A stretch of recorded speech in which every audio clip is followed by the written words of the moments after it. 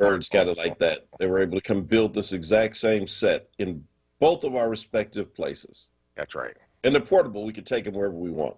That's right.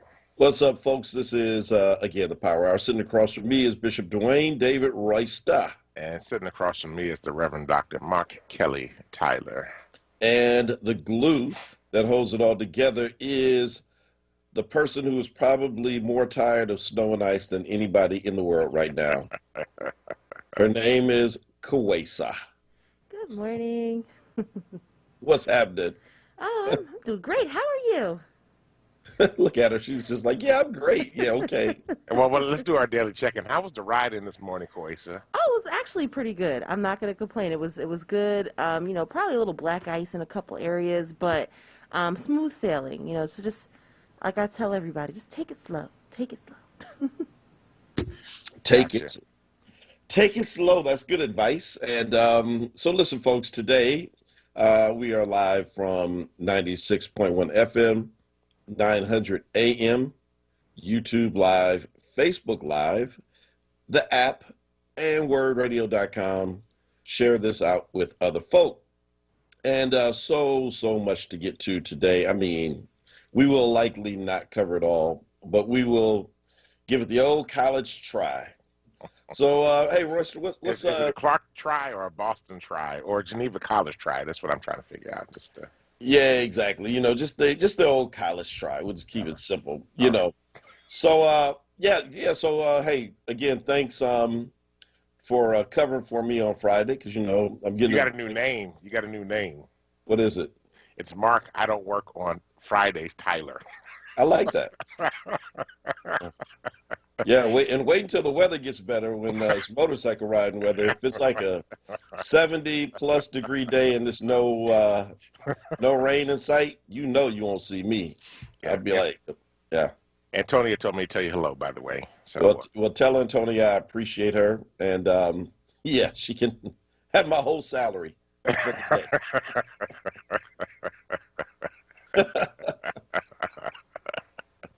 She can have it all. There you go, Antonia. I'm feeling generous this morning. I see.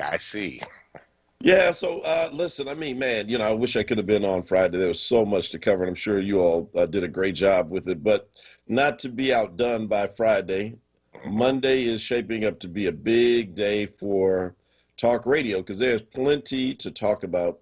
So why don't we start with the elephant in the room, so to speak, the GOP and the impeachment. Yes. So let's talk about it. So Donald Trump has beat the system once again. He's a free man. Yes, he's a free man in the sense that he was not convicted in the Senate of impeachable charges. Now, he still is able to be sued civilly by people that have been impacted. So the Capitol Police, families, especially those that have died or those that have been injured. Those that have been injured can sue themselves. There's certainly several states that have lawsuits pending against him right now. First of all, there's the Southern District of New York that certainly wants to get him for all the fraud charges around his foundation and philanthropic or quasi-philanthropic efforts. I think there's still some question about Trump University, and they're now looking at charges against him for trying to coerce a public official in Atlanta. And then somebody told me there was Josh Shapiro's looking at something here in Pennsylvania as well. So there are legal challenges that still could be had. And even if he had been convicted of the impeachable offenses by the Senate, there are no criminal charges tied to that. The only thing that would have done is prevented him from running for office again, and he would have lost a lot of his federal benefits. But other than that, he would not have gone to jail. There's no jail time associated with that whatsoever. So there's still other legal challenges, both civil and criminal, that are pending that now he's not in office, he can't use to hide from. Well, so I'm glad you brought the civil up because I was thinking about that. In fact, the very first thing as I thought about the show when I woke up this morning was the case of O.J. Simpson, the murder trial. That's right. Where, he got off and, the family of one of the people that died in that case sued him. Ryan Goldman, right? Yes, right. Yeah, Yeah, his ex-wife's father, that's right. and famously sued him in civil court and won a Uh-huh. major settlement. So I was thinking about that as well. I mean, what do you think? Because the standard is so much lower in civil court. If you get the right judge, to hear it, I think somebody actually might have a case that he's at least liable for contributing in a significant way and being financially responsible, perhaps for the any of the 7 people that have died now, Yeah, yeah, including people who committed suicide as a result of it. All like you said, the people were injured. I mean, in a civil case, man, people can just throw anything at you. I can't go to that's right. sleep anymore because of it. Do you think that might have legs? I mean, I think it has legs. Like you said, I think it has a lot to do with whose court it winds up in. Hmm. I do think that makes a difference in this particular circumstance. But I would encourage people to sue. I mean, I think here's the thing, right? Trump in past lives has used everything he could to keep people from suing him because he would just drag them out. But I think if he has so many lawsuits in so many states going on simultaneously, it could eventually really impact his dollars. And I'm actually hoping that happens. That a lot of people sue. I mean, I think that people who have been traumatized by this experience, people who can't sleep, people who have been deeply upset by everything that's going on, people who have lost their trust and belief in the government of America should sue Donald Trump for that. And let him know with no uncertain terms that you do not agree. I think the 80 million people whose votes he tried to, get rid of illegally, should sue him as well. So I Yeah. think there should be plenty of lawsuits. Well, so listen, I mean, Asa Khalif says he should file for, I mean, that he may, not should, that he may file for bankruptcy to protect his assets. That's a good point. And I mean, look, you don't know, right? I mean, and it is one avenue that people have. Now, bringing it back to the political side, I'm gonna do a Mitch McConnell and say 2 things that totally contradict themselves. I'm gonna contradict myself right now, so I'm gonna forewarn you that Mhm. that I am about to say 2 things that are completely opposite, and at the same time, like McConnell, I hold them both to be true and stand by them. All right.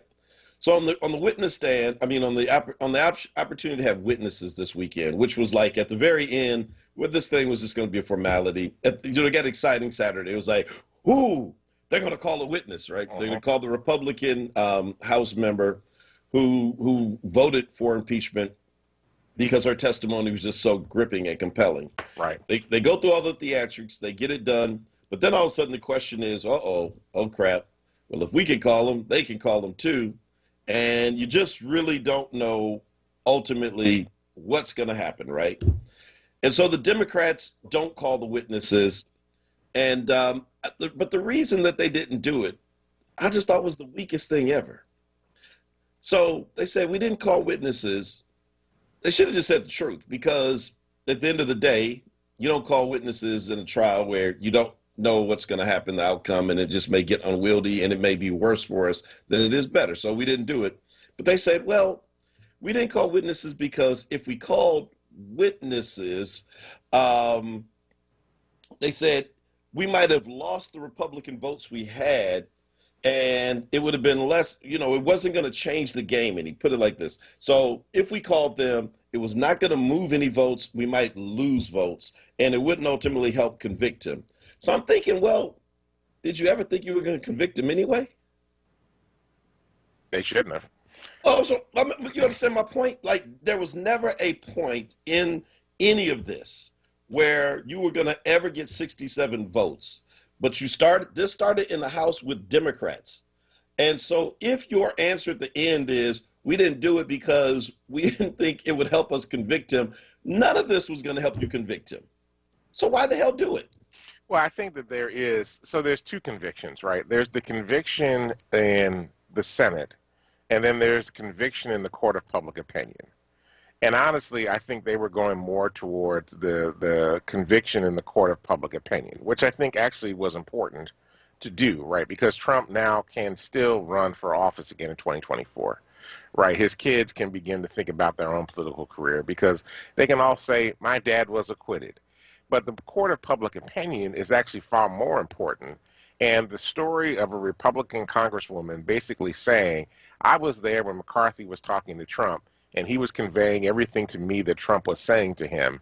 And I'm going to swear on oath that this was the case. And so what happened is that they eventually admitted her information, which got out into the news. So everybody knows that she was present when McCarthy was having, it's Hector Becerra, I think her last name is, that she was present. She heard everything that was going on. This is why she voted to impeach him in the first place, because she knew firsthand what the deal was in terms of what Trump was doing.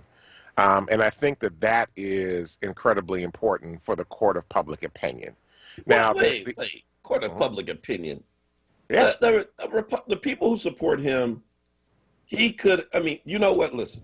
Man, our country politics is run off of polls right now. But I hear you, but it's not going to move anybody that supports him. None of this is. In fact, no, but it will move people that are on the wall, right? People that are... Who's left on the wall? There are people that are on the wall. There are Republicans out there that are repulsed by this whole experience. Hence, the polls that are showing that his support is dropping as a result. He's got a base. He does have a base, and his base will believe whatever lie he's talking about. But like I said, I always say there's a difference between the Trumpicans and the Republicans, and the Republicans are beginning to rise up and saying, "Wait a minute, we don't want any more parts of this." And there are Republican leaders, like the Liz Cheneys of the world. Even, and I hate to give him credit for this, even Pat Toomey has been like, okay, this is going too far. And there are the Republicans that voted in the House, there are the Republicans that voted in the Senate, including Cassidy from Louisiana, who are like, hey, this is off the wall. But see, listen, what you just said, I don't agree with, because you're saying you can disagree. What I'm saying is that I hear what you're saying, that there are people who are starting to dissent from him, but within the party, he remains just a magnetic figure. Oh yeah, and that, look, people in the parties now, it's not like these people have voted their conscience and it's all good, and in the party they're like, well, we can agree or to disagree whether or not you like Trump. Let's move forward. No, now all of them are facing being censored by their own state parties. They are being censored, and each of them will be primary in a real way. And more than likely, when they come back, when those seats open back up, either in the House or in the Senate, you're not going to see those people on the ballot facing a Democrat, because they're going to be run out of the paint. So what I'm saying is that, look, the court of public opinion for Democrats, you didn't need an impeachment trial to prove to us that he was guilty of sin, or that he was unfit to be president. You had us like a year ago with, the phone call to foreign leaders withholding, support and aid that the Congress passed until you do a favor for me to hurt a political rival. So we didn't even need this thing to go again. So that's why I say, but I'm going to contradict myself. And here's the contradiction. In spite of the fact that I think this was just a losing strategy, because it gives him the ability to go out and say, see, once again, I defeated the Democrats, because that's all his people hear. That's all Fox News will trumpet. That's all that will be talked about in Parler. They won't talk about the fact that he was actually impeached. They will talk about he was acquitted. So for him, he would use it as a win. But I still think it was a good idea. Here's why. Because if nothing else, it froze him in place. Like when you're driving in traffic and you know you're going to turn right, and there's a car coming at you that's going to turn left, and that car doesn't know what you're going to do, and you don't hit your blinker, and so they have to just freeze there, and at the last minute you hit your right blinker and you turn. They're sitting there cussing you out. Like, if you would have just hit your blinker, I could have made the turn and been out of the way. It's like, yeah, I know, but I kind of had you frozen there. That's what they done. They froze Trump, and they took him out of commission for a month. We're at February 15th. Joe Biden was inaugurated roughly a month ago. And for a month, he had to be on good behavior because he was on trial. And it shut him down and allowed Biden to get his feet under him and to start moving the levers of government in a way where Trump could not be publicly undermining him. Now, he's going to come back with a vengeance now. So I'd simply say that on that front, I think it was a good tactic. And if that's what they ultimately were trying to do, I agree. Well, but I think that was also the reason why they didn't push with the witnesses as well. I think they wanted to admit that one piece of documentation into the file, but I mean, Trump's people were claiming they were going to call 300 witnesses and, things of that nature. And that would have totally derailed the Biden plan moving forward.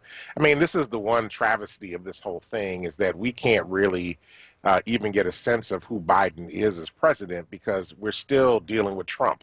I mean, honestly, I really just want to be able to put him to bed. I mean, most social media outlets have banned him for life at this point, other than Parler. I don't even know if Parler's back up yet.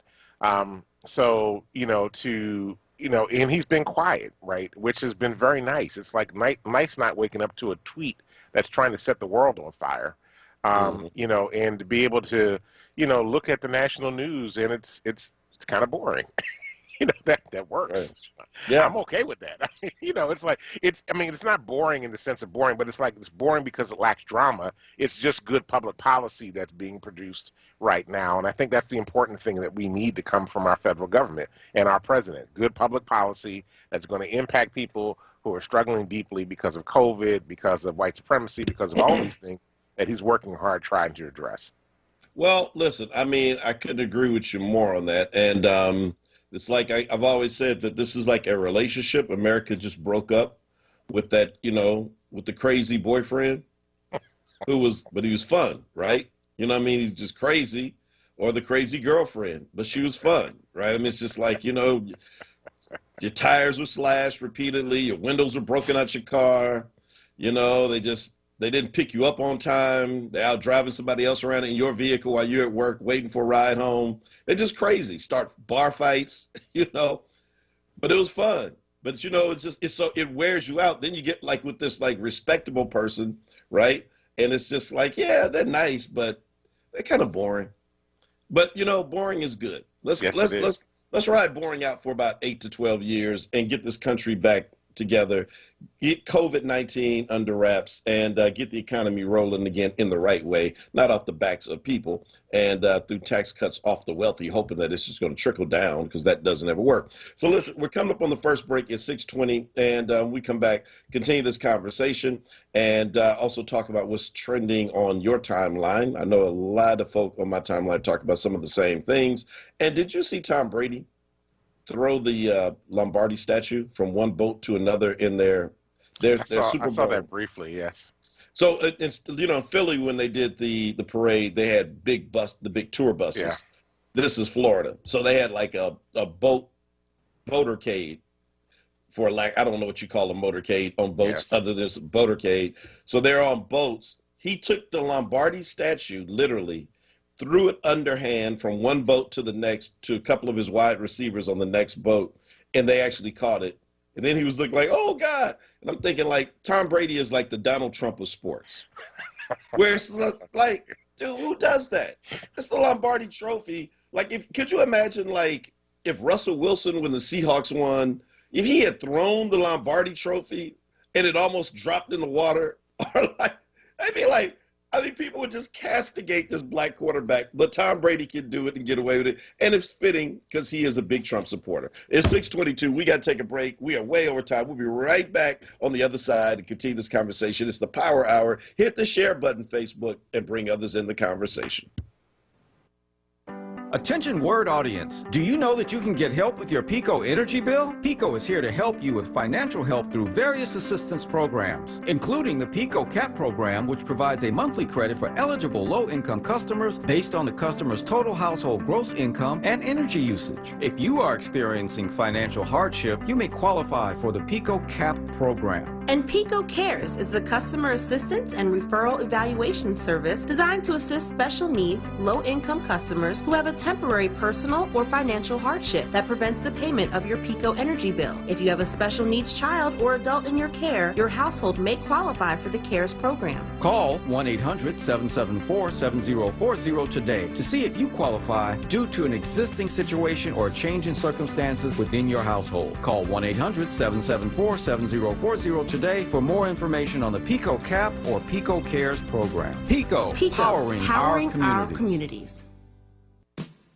Hi, this is John. Hi, this is Juanita, owners of JD's Auto Body and Painting. We're located at 6300 Wayne Avenue, right there at the intersection of Wayne and Washington Lane. We really like to thank all you WURD listeners for the support that you've given our business, and we really hope to see you in the future. JD, tell them about our products and services we have. We have a new state-of-the-art paint shop along with our body shop and detail shop. We can help you with the dents and scratches from the winter season. Come to JD's Auto Body and Painting. Come on out and check us out. We're still honoring that WURD 10% discount. Give us a call, 215-848-5949. Again, 215-848-5949. Thanks again for supporting our business. We really appreciate you. See you at JD's Auto Body and Painting. This is not a fad for us. We will not resume our regular programming when things die down. We're not black to help our bottom line or because it's politically correct. We're not joining a fight. This has been our fight, our message, our people. Black lives have always mattered here. We are Undeniably, indefatigably, unapologetically, permanently Black Talk Media. WURD.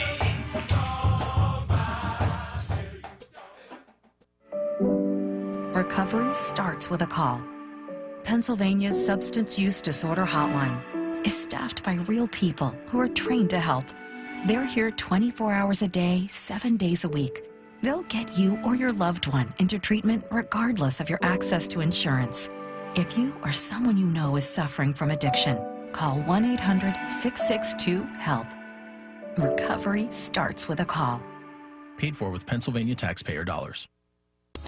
You're listening to WURD Radio, 96.1 FM and 900 AM WURD, independent black media. Welcome back to the Power Hour. This is Dwayne Royster along with Mark Kelly Tyler. We are here Monday through Fridays from 6 a.m. to 7 a.m. to bring you the latest in news happenings around Philadelphia and, of course, our opinions. And we have plenty of them. So, you know, could you imagine Colin Kaepernick throwing the Lombardi Trophy? I'm just curious. Well, you got to, I mean, not to throw shade on Kaepernick, but you got to win a Super Bowl first, bro. I'm just saying, I ain't really trying to be shady, so I said Russell Wilson, maybe Doug Williams, but you got to, like, win one. He ain't do that. I hear you. I love Cap. Took a great stand. You're my hero, bro. But you do got to win one. Maybe that's why they won't let him back in. And now all the Cappers are going to be mad at me this morning, like, why you shading our frat brother? Well, I'm just saying. Yeah, but yeah, Craig says on social, throwing the trophy wasn't as bad as throwing paper towels, talking about Donald Trump in Puerto Rico, or a deflated ball. Talking about Brady. Yeah. My God. I mean, look. Never mind. I'm not even gonna go there. This is he won by cheating. That's how he has all those Super Bowls. He won by cheating. But he certainly cheated on some of them.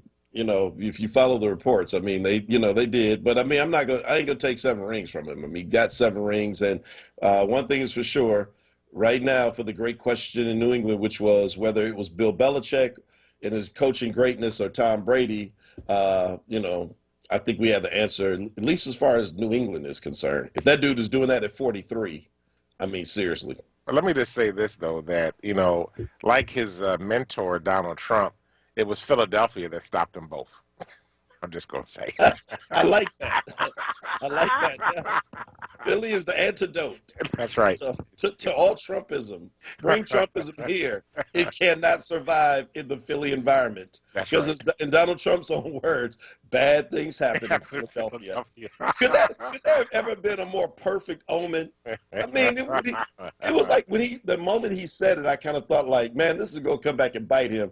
And where does the election get called in favor of Joe Biden? Out of Pennsylvania, courtesy of votes from Philadelphia. He probably turned around and looked at everybody around him and said, I told you, bad things happen in Philadelphia. Where's my T-shirt? Hey, we brought Kiera Bradford-Gray out. She's talking about the Giants. Oh, please. San Francisco Giants? Is that what we're talking about, Kiera? Or are we talking about the Giants, the football Giants? She's a Giants fan.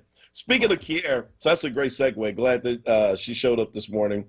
Congratulations, Kier, on a great job going up against Anthony Voci, former head of homicide out of the district attorney's office. He's been knocked down to, oh man, he's like in the equipment room or something like that. No, it's not that bad, but it's like you go from the head of homicide. That's like that's almost the highest you could be in the DA's office, right? He's like been I won't call it demoted. Let me just simply say he's been moved and reassigned to like the economic crimes division or something like that. I don't know, but a part of that came as a result of some of Kier's advocacy, I believe, over a client of hers who, if you remember, Voci got. Well. Yeah. Yes, we talked about it on the show, and Voci got into it with a young woman and her friend. He was on his motorcycle, altercation that just kind of went sideways. And at the end of it, it should have just been like so many altercations that many of us have, and it's just over. You ride home, they ride home, you're mad, you go home and tell your spouse or your friends about it, and it's over. But instead, Voci called the cops. Got her license plate number, and it started a spiraling effect on this young lady. And you can read the story. In fact, I'll post it into the chat on Facebook Live. But the district attorney could not investigate it because of the inherent conflict, kicked it over to the state attorney general, Josh Shapiro. His office this week said that there's nothing there. They dropped all charges against Kier's client. And so if you get in trouble, let me just simply say you may want to call Kier Bradford Gray. There you go. Yeah, but that's an important, but see, the story is really about just the ways in which the system abuses power so many times. It shouldn't take all of that. That you have to go get like Kier Bradford Gray is the chief public defender and bring all of her political clout and all of her legal expertise to settle these like minor things that anybody looking is like, come on, man. The other officers who showed up should have been like, dude, are you serious? Is this just like a road rage incident? Man, grow up. Keep it privilege. Moving. It's privilege, brother. It's privilege. I'm just saying. White male, cisgender, heteronormative privilege. Yeah, well, Will Mega agrees, says Kier Gray is awesome. She's a great example of a public servant, much better than many we have in Philadelphia. Can't disagree with that at all. And so congrats to Kier. But that story in and of itself, though, again, I think really paints a bigger picture here. And that so many times we have to go to extraordinary, efforts to try to just do the simple things. Shout out to all of you who reached out to the governor's office last week. We started talking last week on the show, remember? Yeah, about something that got stalled. 22 people had been recommended for commutations back in September, then again some more in December. They were just sitting on the governor's desk. We assumed those people were out of jail. Kind of like, all the people that Trump released. He said, hey, I pardon you. They were out of jail the next moment. These people were still in jail. And people who had been in jail for 30 and 40 years. So thanks to the efforts of a number of you, it's clear that people heard you. 13 of those people were released last week. But it shouldn't take all that. Well, no, unfortunately, it shouldn't take all that. But thank you to the WURD listeners for your advocacy and getting out there. And this is how our work on radio and other places really pays off big when people get engaged in the work. So thank you for your calls, your texts, your tweets, your emails. It made a big difference. Man, it just frustrates you, though. Seriously, it is. It's beyond frustrating. Yes. Yes, it is. Race in Philadelphia. Have you followed the Inquirer story? Did you guys talk about that on Friday? No, what story? They actually wrote the story themselves, criticizing themselves. So Temple University, talk about again just how, all of this stuff is connected. I think we see that well, right? That it's like how all of these forces combine to conspire against groups of people. In this case, a lot of this is black folk. That is never really just one thing, right? It's not just the cops. but it's also the cops in cahoots with like DA's offices around the country, and then courts and judges and businesses and schools and media, right? Especially like, you know, the media that has like kind of the dominant footprint. So the Philadelphia Inquirer has been taken to task about their issues around racial equity within their newsroom. This started really as a result of a terrible headline. Inga Saffron, who actually, I really like Inga because she does a lot of work around preservation of historic buildings. She's done tremendous work. You know, full transparency, led Mother Bethel to some good context that actually was a tremendous, you know, help to us. But I mean, just wrote an article that was just really ill-timed. And I don't know if she wrote the headline because writers don't get to name the headline. But during the middle of the protests of George Floyd and Breonna Taylor, the headline came out, "Buildings Matter Too." Yeah. Man, that was a bad riff on Black, you know, lives matter too. And so, but since then, they've continually received criticism about their coverage of things. And by the way, for those people who just continually mischaracterize my statements and others about our support for Commissioner Outlaw, for example, a lot of that came as a result of a really bad opinion by the editorial board of the Inquirer. You remember, and I said, I hate that you all have to make me come out here and defend a police commissioner. Yeah, but it was their writing of a couple of weeks ago where they look at the report that Rebecca Reinhardt's office issued, that I was a part of the community oversight of that, and they said, oh, the report says that Kenny, Commissioner Outlaw, Fire Chief Teal, and Brian Abernathy were all responsible for the tear gassing. We think Outlaw should be fired. Like, what? You all literally just went past all the white people in the room and went to the only Black person in the room and said, we think you should be fired, which then caused people like Michael Cord, Asa Khalif, and a ton of other people who had been vocal critics like myself of law enforcement to stand up and say, you can't do that to this Black woman. So as a result, they commissioned Temple University to do a study. And I'm telling you, if you haven't seen it, you got to look at it, man. I mean, it starts with who they have in the newsrooms. They don't have anybody Black on the editorial board at all. 6 white people, and I think, I got to take a look back at that. I think the 7th person is Latina, not Black. Right. How do you do that in 2021 in Philadelphia? Can you help me understand that? Yeah, you don't hire people of color. You don't hire Black folk. It's pretty simple. You know, it's not rocket science. It's not like schools of journalism, especially Temple University, aren't putting out Black journalists, but you're not hiring them. And then also you get a reputation for not treating your staff too good. And, you know, having a lot of high profile battles between management and the journalist. And, yeah, people are like, I'm not trying to go down there.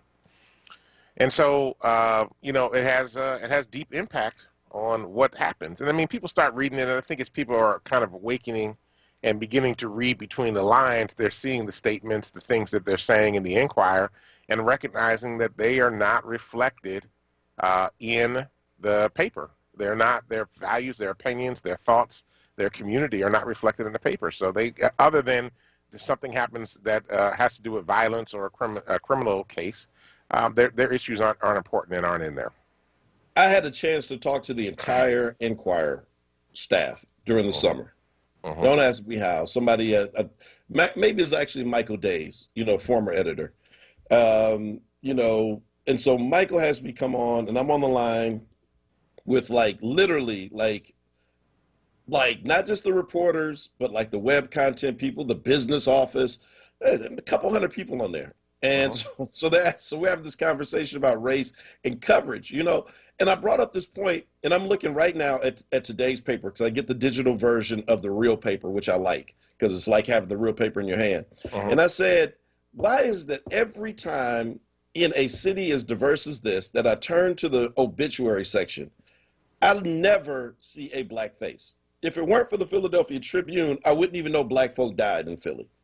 And I said, why? I mean, you know, help me understand that process and the decision making on why certain people get blown up and others don't. And what is it today? This is today's paper. So of the, let's see, 2, 6, 7 or so people featured with pictures, they're all white. Every last one. Every last one. And there are probably more black folk that died in Philadelphia on those days than there were white folk dying. I'm like, so I said that to them, and they were like, we never really thought about that. I'm like, go back and look at your own paper. I mean, it's just the bias is like throughout everything. And again, if you're not covering us in death, what are you doing when you're talking about us in life? But here's the thing, though, right? And this is the challenge about why hiring practices are so important, why diverse classrooms are so important. If you have spent your whole life never having to think about the other, never having to concern yourself with anything other than your white world, so then when you hear these challenges, when you hear people say, oh, well, there's all these white people on there, and they say they didn't think about it, it's because their world does not exist outside of whiteness. They don't know what it is to be in black communities or to be in brown communities or to be in indigenous communities or to be in API communities. They don't know anything about that because their world does not require that of them. It's sort of like white progressives that say they aren't racist but then have absolutely no deep relationships with anybody that is not white, that's not white, right? You can't tell me that you are, not going to be biased when your whole world wraps itself up in whiteness. I don't care if you're conservative or progressive or anybody else for that matter. If you don't have deep relationships, and when I say deep relationships, we have a deep relationship. We can call each other out on certain things. If I can't call you out on certain things, it's not a deep relationship. And still have the relationship at the end of the day. You can't call me out on certain things and we still have the relationship at the end of the day. It's not a deep relationship. And the problem is you've got a whole bunch of folk that have superficial at best relationships with folk of color that cannot hold them accountable for their actions, their words, the things that they say and do. And so they kind of continue to drift off in this world that says, oh, whiteness is our world and it's okay and everything is white, and it's not all white. And it's not all right. Right. And listen, I mean, just one thing alone. I mean, the idea that, the story about Danielle Outlaw, for example, again, and so here I've just found the story. I'll post it there in just a moment. But yeah, here we are. So in their, they have great graphics on here too. So in their opinion section, that's what I was actually talking about. In the opinion room, there are 6 white people and 1 person who is Asian Pacific Islander. That's it. That's it. And these are the people who are helping to fashion those kind of thoughts. Maybe that's why nobody said, it's probably not a good look that 4 people were responsible for the decision to use tear gas and the poor effort in preparing the city. It's probably not a good look that we only call for the firing of the 1 black person, by the way, who was the person who just got to the city and largely had to trust their judgment on whether this was a good decision or not. That's right. We should probably call for the mayor to resign and the commissioner to resign and Teal to resign. That would probably be a better look. But that's what having diversity is not just simply so it looks good to the public like you're trying to be representative, but it's also so you can get better ideas and that you can have people weigh in on things that are so obvious to the rest of us. That's right.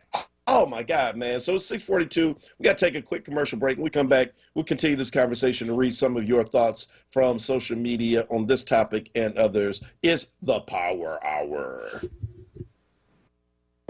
Hey, WURD family. Our friends at Amorosos Baking Company are hiring right now. Amorosos has been baking the delicious bread in our community for over 100 years, and they want you to join their team today. The old and the young love Amorosos, and they are hiring right now. Check it out. They offer fair pay and provide health, dental, and prescription plans after 90 days employment. Call 856-754-0355 or visit amorososbaking.com for details.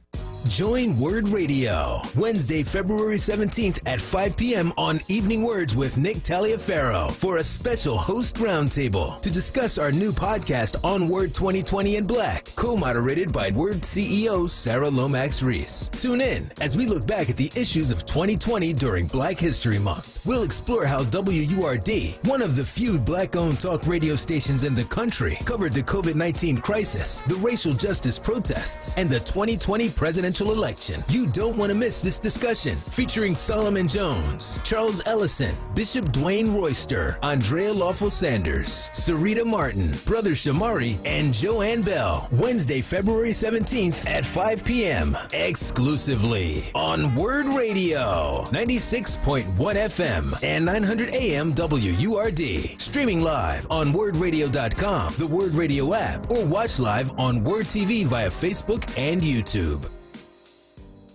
Now, a traffic update on WURD Radio. Good morning. This report's sponsored by Indeed.com. Not too bad here in the Philly area this morning. 95 southbound Cottman down the bridge. No problems. A through the construction. Northbound side. Looks pretty good. Vine Expressway through Center City. No major problems there. Volume a little later than usual likely today because of the President's Day holiday. Now the Schuylkill Expressway also looking good both east and westbound. PA Turnpike. Blue Route 476 in good shape. 42, 55, 295. Trouble-free so far in South Jersey. Find quality candidates fast with Indeed Instant Match. Indeed searches through millions of resumes in their database to deliver candidates who fit your job description instantly. Claim a $75 credit on your first post at Indeed.com/credit. Terms and conditions apply. For more traffic information, log on to SIGAlert.com. Jim Bachman with your Philadelphia area traffic. Now, a WURD weather update. Here's NBC 10 First Alert meteorologist Bill Henley. Cloudy and cold right on through the day. The temperatures will be stuck in the 30s. A high temperature of 35 degrees this afternoon, with a wintry mix developing later this afternoon, including sleet and freezing rain, which could lead to some icy travel late this afternoon and this evening. That changes over to rain overnight tonight and ends tomorrow morning. Low temperature of 34 degrees. Breaks of sunshine Tuesday afternoon, a high of 43. Turning colder on Wednesday, partly sunny, 23 in the morning, 34 the high. I'm NBC 10 First Alert meteorologist Bill Henley with your most accurate forecast. Count on it.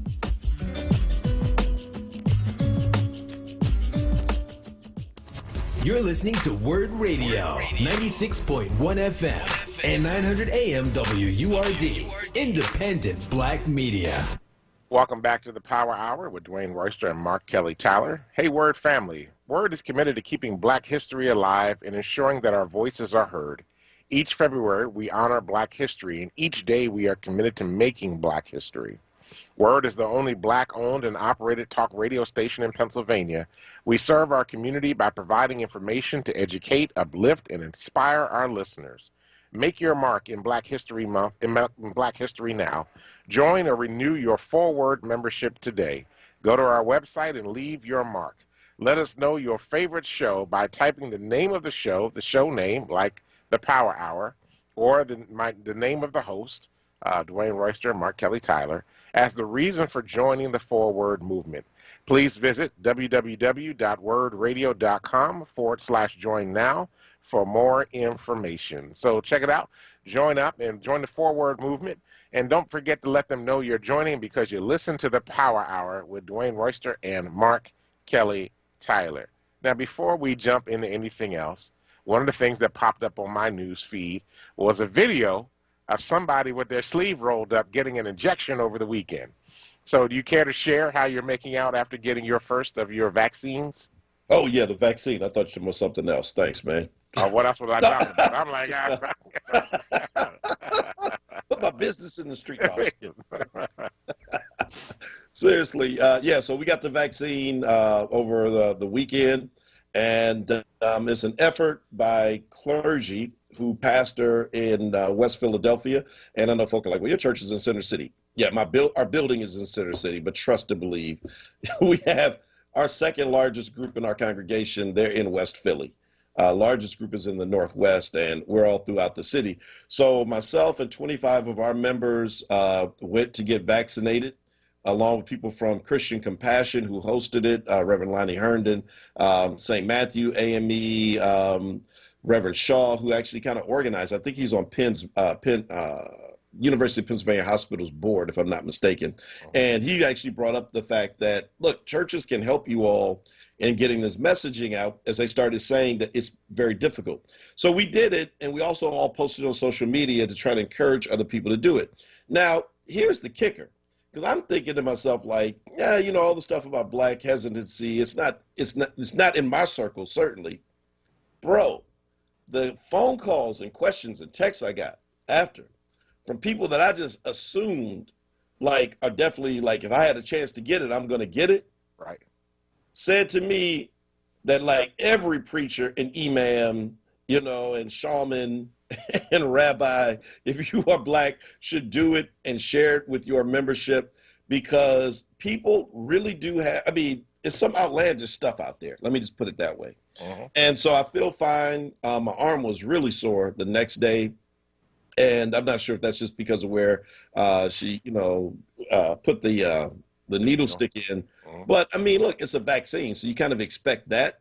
But aside from that, no side effects, no chills or anything of that nature. I feel fine. And that was on Saturday. So it's been almost a couple of days now. And yeah, but get the vaccine if you can. I mean, look, they want to open up schools and send people in without vaccinating teachers. If I were a teacher, I'd be scared to death, because you're telling me as a kindergarten teacher, stay 6 feet away from your children. How does a teacher of little children stay 6 feet away from them? You know, keep like 2 yardsticks tied together. Hey, step back, little Billy. Not gonna work. Hold it. No, you can't do it. And so the only thing we can do is get vaccinated. So yes, got my shot. Awesome. Thank you for doing that. And thank you for posting it. I saw the picture of you and the First Lady. And I got, you know, your COVID vaccine. And I think that that's really important, that folks see our leaders out there getting the shots. One of these years, I will actually get mine, you know, and it'll be a good thing. You can get it tomorrow if you want to. Oh, well, we should talk about that. So, yeah, so, yeah, look, not to put you on the spot, but yeah, you want to get a shot tomorrow. I almost guarantee you can get your shot tomorrow. There's another clergy effort tomorrow. Okay. Yeah. So listen. I was going through this visual, the graphic from the Inquirer about their lack of diversity. Just listen to these real quick. In their print section, of 29 people, only 4. No, I'm sorry. Oh God, that's even worse. Of 29 people in the print section, only 1 person identifies as being black. Wow. 29. 1 out of 29 writers in print, or in the print section. And Philadelphia is almost 60-some-odd% people of color, black and brown API, 60%. It's slightly better in the news section, where of 24, 31 people, 5 are black. The sports is amazing, because you think about, like, so many, I mean, what are the sports that dominate Philadelphia's landscape? It ain't the hockey team. I mean, that's a significant part for sure, but it's not even the baseball team, really. All everybody talks about are the Eagles, the Eagles, and the Sixers, right? Those 2 teams are pretty much predominantly black, right. But of the sports writers, 6 black writers and 22 white writers. Wow. Here's one you'll like. In the investigations unit, 10 writers, or 10 people who are writing on investigations, all white. Wow. That talks about a lens, right? That's the lens you see through whiteness. That also says what you're going to investigate, don't it? That's right. Absolutely. On the Spotlight side, you know, Spotlight does some really good work. 10 writers, none of them black. Digital, nobody's black. There's 1 biracial person, so that person might be half black. So maybe you got a half a black situation in digital. Well, they could be maybe Latinx. They could be API. They could be, you don't know. Right. In the now section, nobody black. I mean, in the graphics department, nobody black. This is like incredible. This is the paper of record. This is the Inquirer and the Daily News. And I mean, just listen to those numbers. And I would imagine that if you go to television in the newsrooms, that it probably mirrors this. So our local TV stations where you see like everybody has a black anchor now, who's behind the camera? Who are the camera persons? Who are those reporters who are making decisions? Who are the producers? Who are the people, calling the shots? And I mean, this has an impact on everything, especially policy, how we divide, resources and everything else, because the media shapes so much. And I mean, honestly, I'm surprised there hasn't been like a black Donald Trump to come out and just kind of like lead people away from mainstream media as a result into some like crazy far, I don't know, whatever you want to call it, some kind of like black version of Fox News because of this kind of stuff. This is dangerous. Absolutely. Absolutely. It's dangerous and it's immoral. I mean, how are you the major newspaper in a major city of color, right? This is a BIPOC city, black, indigenous people of color, right? So it's black, it's Latinx, it's Asian Pacific Islander. There are indigenous communities here, and then there are white people here. But the white people do not constitute the majority of the people in the city of Philadelphia. They are not the majority by any means. Black folk are the largest group of any folk in the city of Philadelphia. And so you have a media department, and this is the thing, this is what always gets me about sports, right? So I got to get on my sports soapbox here for a minute, right? So the majority of their black writers are actually in their sports department. Right. And so, for me, sports is all about plantation mentality. Right. You sell and trade and you hold people in contracts and, limit their ability to be able to control their own destiny. I have a whole problem with sports because that just reminds me of the slave trade. But nevertheless, the real number of black folk you have is in the sports. And when we talk about investigative stuff, which actually would impact black folk more, we're not actually having that conversation. We can live without sports.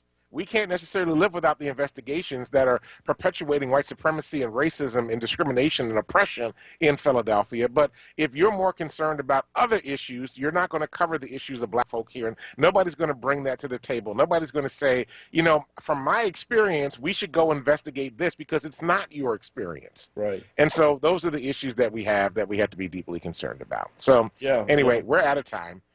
Listen, everybody, we appreciate you listening to the Power Hour today. Welcome to a new week. It's President's Day, like anybody really cares, but it's President's Day today. We want you to go out, have a great day if you're off today. Do something safe, fun, social distance, double mask, and make sure you do everything you can to care for yourself. Thank you, Kwesa, for holding us down. Thank you, Dr. Tyler. Welcome back after not being here on Friday. We appreciate you. And thank you to all of our listeners on the air, on the app, on the Facebook, YouTube. We appreciate you deeply. Stay tuned for Wake Up with WURD with Solomon Jones. And listen, folks, do us a favor. Go out. Do yourselves a favor. Go out. Change the damn world. Because if you don't, nobody else will. Peace.